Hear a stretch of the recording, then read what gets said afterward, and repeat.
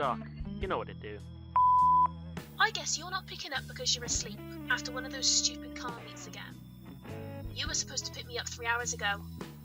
That's it. I'm sick of you and your stupid car addiction. We are done.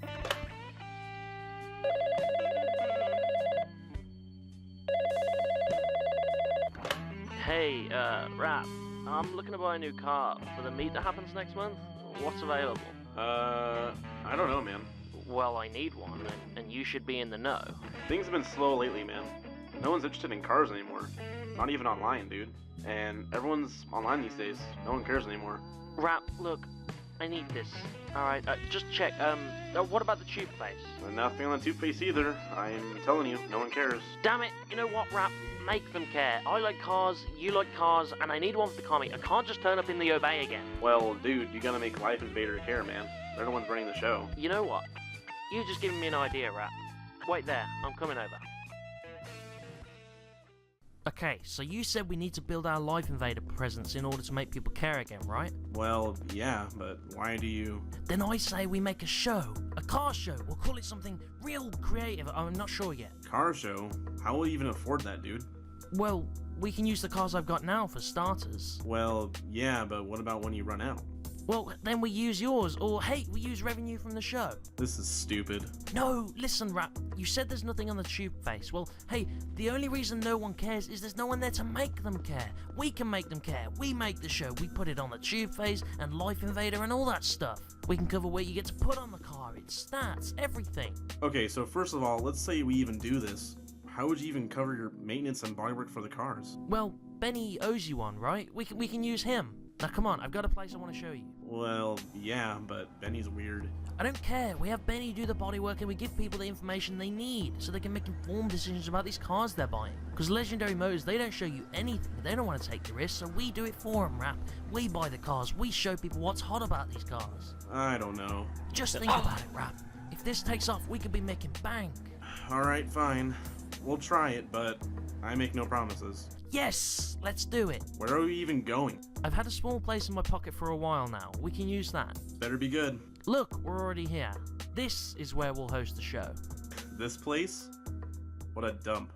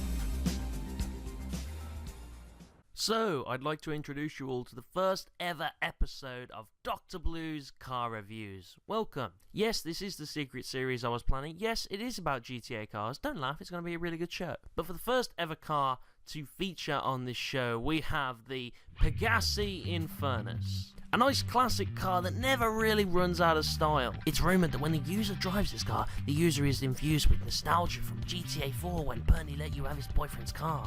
Well, we're bringing it back. We haven't forgotten you, Infernus. And listening to that engine, this car definitely sounds very much alive. Also, if you're a bit of a Pokemon fan, there are Pokeballs in the tail lights on this car. We think these ones might be Voltorbs though, we're not sure, but we'll ask Professor Oak.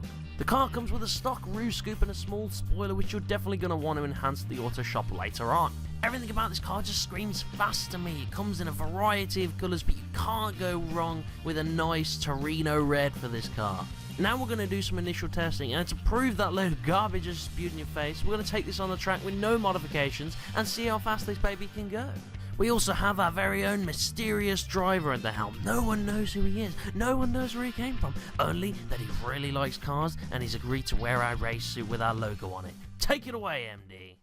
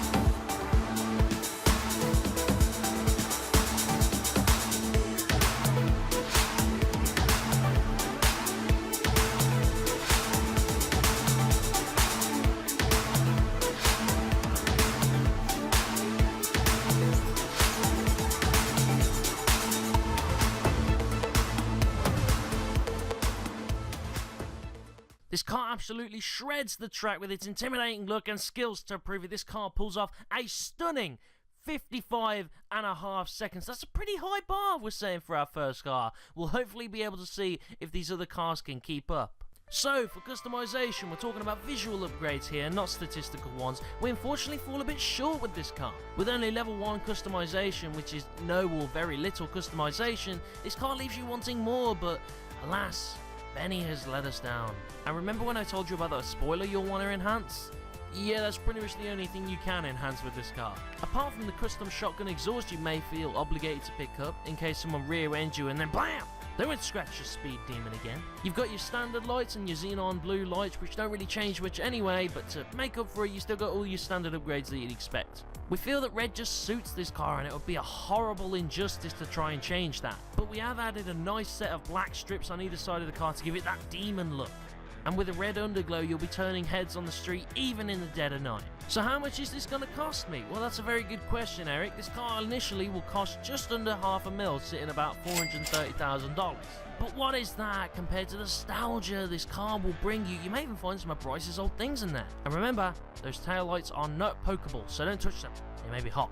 To cool you off, we calculated what all the stat upgrades will set you back, and in total, the maximum upgrades for this car will set you back around $211,300. That's if you buy the maximum status upgrades and you want your car to be performing as good as you do when you're writing those essays at 4 AM when your assignment is due at 9 AM.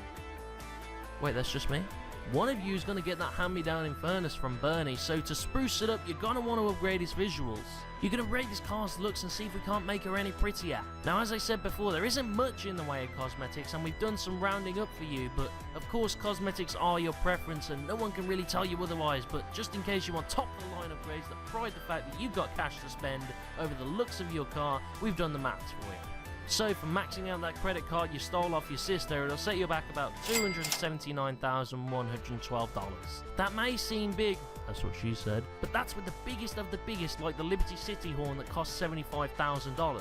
I know it's tempting, especially with all the flashbacks to GTA 4, but keep that wallet in your pocket. The rest of you who are happy with keeping it small, that's what she said, then you'll only pay some of this with cash to spare. So, with your calculated cost of initial buying of the car, which is $430,000, statistical upgrades, which are $211,300, and visual upgrades, which are $279,112, you'll be looking at a total cost of $920,412. With that sitting under a cool mill, this car is actually on the cheaper end of supercars. You'll be looking mean, leaving fire in your wake, and you'll be able to get even faster with all the cash not being on your debit card anymore. That's how it works, right? And if you're going through buyer's remorse and it turns out you actually don't want this car, which, if that's the case, what the But if you do want to sell this car back to Los Santos Customs, the base car will fetch you around $268,390, which is just over half of what you paid for it. But with all the customizations we've mentioned, you'll get around $392,390 or $400,000 depending on your customizations. Now, since we made this car look pretty, I think she deserves a second chance at the track. Being undoubtedly faster is going to set a precedent for the rest of the cars of this series to follow up on. So let's take her around.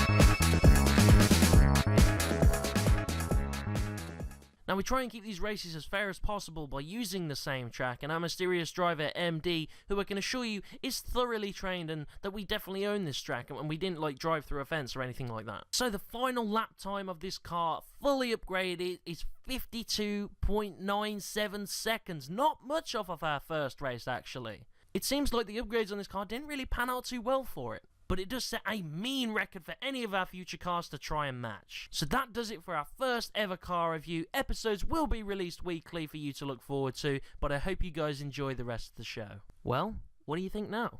Actually, I really like that. I told you, Rap, we gotta keep doing this. Put it on the tube face and we'll see how people like it. For sure. I even picked out for the car next week. Look at this.